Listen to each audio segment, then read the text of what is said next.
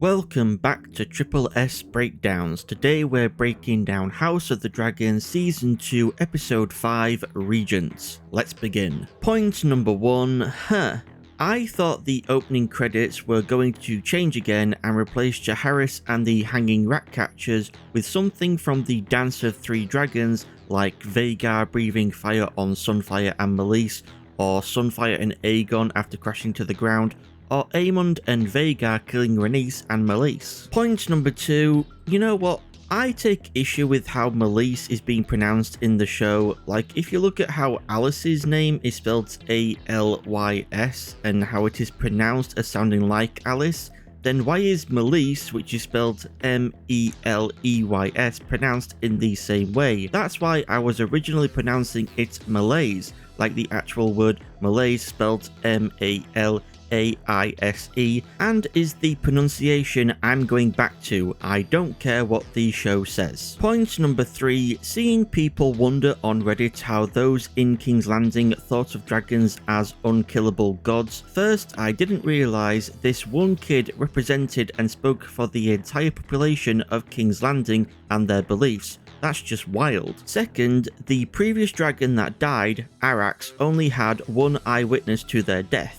Literally. The previous dragon to die before Arrax was Balerion the Black Dread, and he died of old age in 94 AC. And the dragon that died before Balerion was Quicksilver, ridden by Aegon Targaryen, Aegon the Uncrowned, brother of Jaehaerys the Conciliator and Good Queen Alysanne, who was killed by Balerion, ridden by Aegon's uncle Maegor the Cruel, in the battle beneath the God's Eye in 43 AC. Considering this episode takes place in 132 AC, that means it's been 89 years since it was widely known by the small folk that dragons can be killed by anything other than old age. So it's not impossible to think that the knowledge that dragons could be killed could have faded somewhat over time amongst the small folk, and that they had started to think of the dragons as gods being ridden by Targaryens, who are already considered closer to gods than men. Point number 4, I've also seen people criticise Ryan Condal for saying in the Inside the Episode video on the Game of Thrones YouTube channel for this episode that Meleys is a beloved dragon. With the criticism being, how can Meleys be a beloved dragon amongst the small folk after what happened in the Dragon Pit at the end of Season 1, Episode 9? And while I'm sure the relatives and friends of those that died when Meleys and Rhaenys smashed their way up from underground probably don't like Meleys anymore, why does that necessarily mean the entire population of King's Landing would stop liking Meleys? This, coupled with the criticism against the kid saying he thought the dragons were gods, really makes me think a lot of people view the small folk of King's Landing as a hive mind for some reason, that they all share these same thoughts and feelings and opinions, when that's really just not the case at all. Point number 5, Hugh saying the remains of Meleys It's just me. is giving me flashbacks to Game of Thrones at Season 6, Episode 1, when Ramsay Bolton describes Miranda's corpse as, "This is good meat. Feed it to the hounds." Point number 6, so the show is following the book in keeping Aegon alive, and is keeping him, as I guessed, in a coma so he can't tell anyone that Aemond tried to do him in. Good thing Meleys' head blocked a fair amount of Vhagar's fire, and Aegon was wearing Valyrian steel, or he would have literally been toast. Point number 7, Cole saying Sunfire was long in the dying, and later Rhaenyra saying he'd been slain to Jace, has understandably got a lot of people thinking Sunfire is dead, which would seriously mess with the canon considering Joffrey tells Margaery in Game of Thrones Season 3 Episode 4, Rhaenyra Targaryen was murdered by her brother, or rather his dragon. It ate her while her son watched.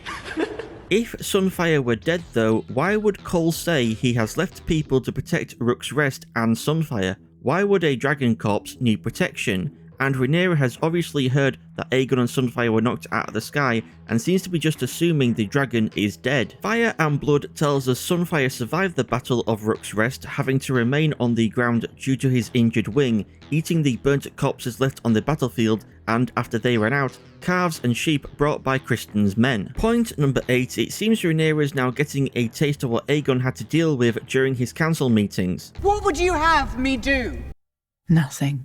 The thing is though, her council says they should hit King's Landing whilst Vhagar is tired after fighting at Rook's Rest, and since the only way to do that soon enough would be with dragons, Rhaenyra logically says that she'd have to do it. But then her council says she isn't allowed. So what? Are they expecting Jace and Baelor to attack King's Landing on their tiny dragons? Why don't they realise that the smaller the dragon, the easier it is to kill, not just by other dragons, but by arrows and bolts as well? And that includes their riders, since they are easy to spot as they can't hide behind the body of their dragons as well as those who ride larger dragons can. Or maybe they're hoping to send another message to Daemon and this time he won't actually ignore it, which is really just a fool's hope. All Rhaenyra's council seems to do is just say this must be done, without actually explaining how it can be done or allowing it to be done at all if it in any way involves Rhaenyra flying out on Syrax. They're useless. Point number 9. So in Game of Thrones Season 1 Episode 5, the area looked like an ugly ass termite mound. In Game of Thrones Season 4 Episode 5, it had been updated to be somewhat more book accurate, and in this episode, its design has been altered again. While the designs in Game of Thrones Season 4 Episode 5 and in this episode are a million times better than its design in Game of Thrones Season 1 Episode 5,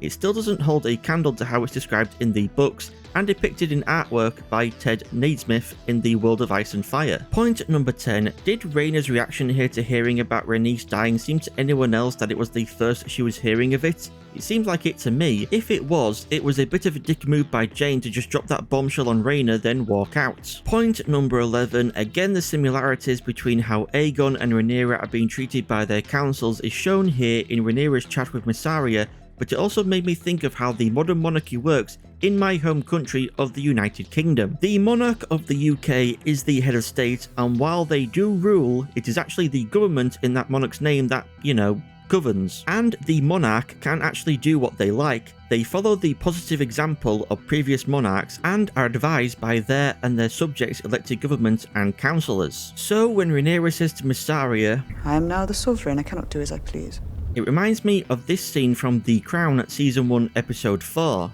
It doesn't feel right, as head of state, to do nothing. It is exactly right. Is it? But surely doing nothing is no job at all. To do nothing is the hardest job of all, and it will take every ounce of energy that you have. Point number 12. I didn't even know the difference between hilt and foible until I looked up foible and found it means the part of a sword blade from the middle to the point, as well as the definition I knew, which is a minor weakness or eccentricity in someone's character. And now we know. And knowing is half the battle. Point number 13. So this is Alyssa Targaryen, sister wife of Balon the Brave and mother to Viserys and Daemon. Yeah, Daemon had a vision of getting it on with his own mother. But why didn't he stop, I hear you ask? Didn't he recognise her? Well, considering she died when he was 2 after giving birth to another son who of course was called Aegon, because she can never have enough Aegons, who died 6 months after being born, it makes sense he didn't recognise her. I think even book readers didn't recognise her, since her appearance doesn't match between book and show. In Fire and Blood, she's described as having dirty blonde hair with no silver in it at all, mismatched eye colour with one being violet to the other green, and her nose was crooked after she got whacked in the nose by a wooden sword when she was 6 years old. Point number 14. Aemond being named regent in Fire and Blood is breezed past pretty quickly, with just Cole telling him, "You must rule the realm now until your brother is strong enough to take the crown again." And so one-eyed Aemon the Kinslayer took up the iron and ruby crown of Aegon the Conqueror. That's it. No Alicent saying she thinks she should be regent and having everyone except Grand Maester Orwell slap her down and say, "I think it should be Aemond actually." And when Aemond gets the crown in the book, he says something quite interesting. "It looks better on me than it ever did on him," which could play into the theory that even in the books, Aemond was intentionally trying to get Aegon killed during the Dance of the Three Dragons over Rook's Rest so that he could become king. Also of note though, that in Fire and Blood it said Aemond never actually chose to call himself the king, just protector of the realm and Prince Regent. We'll have to wait and see in the show if, like Daemon telling people to call him king, Aemond will also want that or if he'll just stick to being called Prince like in the book. Point number 15, great long shot of Alicent coming to terms with how she's been pushed aside by her council and then looking incredulously at them as Aemon gives his orders, especially the one about the gates of King's Landing being closed. Her worst fears have come true of having no voice on the council. What happened to Aegon has now happened to her and she does not like it. Now she knows how her son felt. Good. Point number 16, Jesus Christ, Cheddar the dog here is the most loyal dog to ever exist since Fry's dog Seymour in Futurama. Actually even more loyal since Fry never kicked Seymour.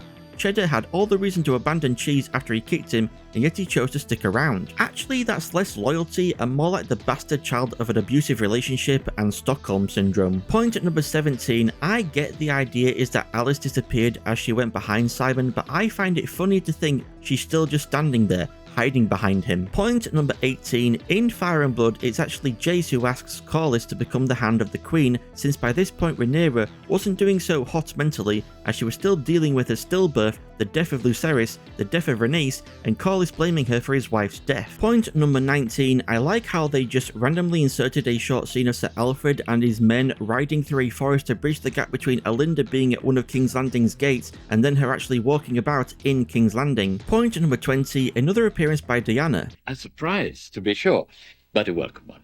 I keep thinking the reappearance of some characters from season 1 are just going to be one and done cameos, but then the show says nuh-uh and has them appear multiple times. Point number 21, even after all the ways Alicent has treated him harshly throughout his life, Aegon still wants his mother. That's sweet. I've seen people say him saying mummy felt out of place because it sounds more modern than say mother or mama, but I think it's the perfect way to show his childlike vulnerability at this moment. Point number 22, I think Jace saying he hopes his mother won't follow Visenya's example is another instance of him not wanting her to risk herself by jumping on her dragon and flying into battle, because that's what Visenya did a lot during Aegon the Conqueror's conquest of Westeros. She even got hit in the shoulder by an arrow one time. Plus, Jace might be thinking of how Visenya's son Maegor the Cruel ended up, dead on the Iron Throne with one of its sword spikes through his neck and his wrist cut.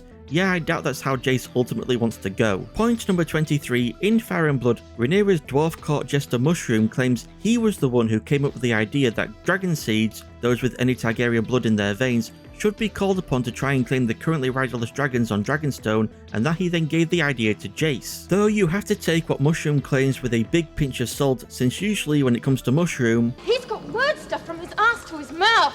To round all this off, my most disliked part of the episode goes to being forced to watch a man eat out his own mother. Thanks so much writer Ty Mickle and director Claire Kilner. And my most liked part of the episode goes to the long shot of Alicent at the small council table after Aemond was named regent instead of her. Thank you all so much for watching Triple S Breakdowns. If you enjoyed the video, please subscribe, give it a like, and why not leave a comment below with your feedback and anything I missed that you noticed. I would love to hear from you all. I've been Triple S, you've all been amazing, and I shall see you all in the next video.